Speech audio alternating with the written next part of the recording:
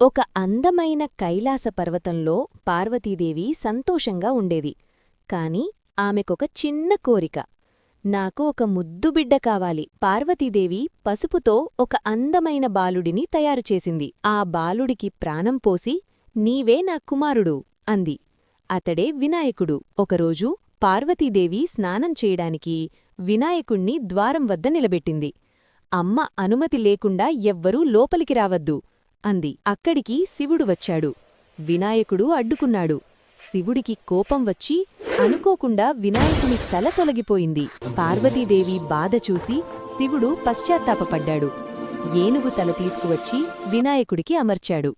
అప్పటినుంచి అతడు గజాననుడు అయ్యాడు. శివుడు వినాయకునికి వరమిచ్చాడు. ఏ పనైనా నీ పేరుతో ప్రారంభిస్తే అది విజయవంతమవుతుంది అన్నాడు.